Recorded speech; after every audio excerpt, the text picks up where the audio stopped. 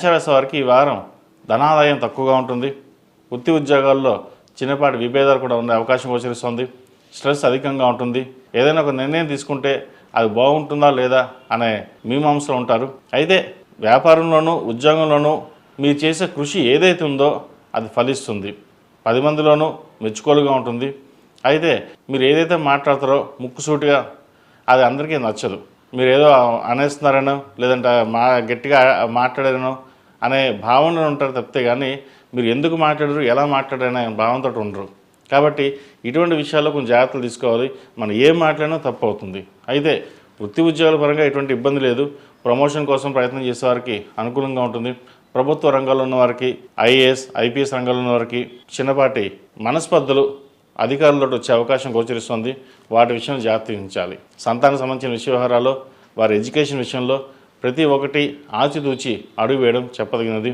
ఎందుకంటే మీరు వాళ్ళకి మంచి చెప్పినా సరే మాకు ఎవరు చెప్పాల్సిన అవసరం లేదు, మా ఫ్రెండ్స్ ఉన్నారు వాళ్ళు చూసుకుంటారు అనే భావంతో వాళ్ళు ఉంటారు. మంచి ఎప్పుడు చేదుగానే ఉంటుంది. మనం చెప్పింది ఎవరు వినరు. ఈ విషయమై ఎక్కువగా మదనపడడం అనేది ఉంటుంది. ఏదైనా సరే భగవత్ ఇచ్చ ప్రతిరోజు శివనామ స్మరణ చేయండి, మంచి ఫలితాలు ఉంటాయి. భూ సంబంధించిన విషయ వ్యవహారాలు, అదేవిధంగా లోహపు సంబంధించిన విషయ వ్యవహారాలు, రియల్ ఎస్టేట్ సంబంధించిన విషయ వ్యవహారాలు సానుకూలంగా ఉంటుంది. నూతన గృహం కోసం చేసే ప్రయత్నాలు కలిసి వస్తాయి. అదేవిధంగా ప్రస్తుతం మూడాలు కాబట్టి ఈ ఫిబ్రవరి 17 వరకు శుక్రమార్జ్యం ఉంది. శుక్రమార్జ్యమి 17కు పూర్తవుతుంది. 18వ తారీఖు నుంచి చక్కగా శుభముహూర్తాలు ఉన్నాయి. వివాహపరంగా, గృహప్రవేశ పరంగా, ఉపనయన పరంగా ముహూర్తాలు ప్రారంభమవుతుంది. ఇది మే 8వ తారీఖు వరకు ఉంటుంది ముహూర్తాలు.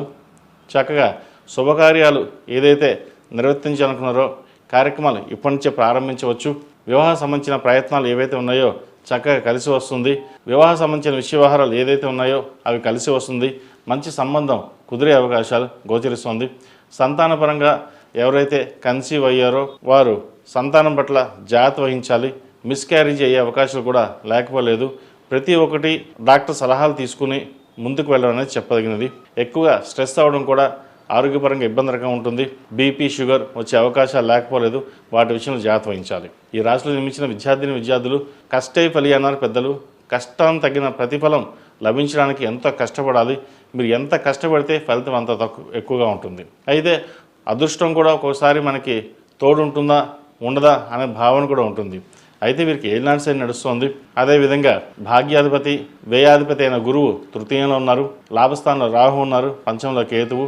రాశ్యాధిపతి అష్టమాధిపతి అయిన కుజుడు దశమంలో ఉన్నారు. కాబట్టి మీరు ఏదైనా సరే ఒకటి తలబెట్టి ఇది కావాలి అనుకుంటే భగవత్ ఇచ్చే వల్ల అది నెరవేరుతుంది. అయితే సంకల్ప బలం గట్టిగా ఉండాలి. మనం ప్రతి ఒక్కటి మనం చేయగలమా లేదా ఇలాగే ఉంటుందా అనే మీమాంసలోనూ ఎక్కువ అనుమానంతో ఉంటే కనుక ఏ పని పూర్తి కావదు.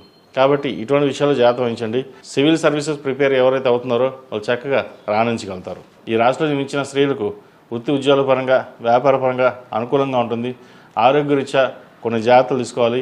బోనస్ సంబంధించిన విషయ వ్యవహారాలు, యూట్రస్ సంబంధించిన విషయ వ్యవహారాల్లో చాలా జాగ్రత్త వహించడం చెప్పదగినది. ఏదైనా సరే డాక్టర్ సలహాలు పాటించి ముందుకు వెళ్ళాలి. వీరికి ఏలినాటి శని నడుస్తోంది. ప్రతిరోజు ప్రతినిత్యం శని స్తోత్రం, అదేవిధంగా హనుమాన్ చాలీసా పఠించండి.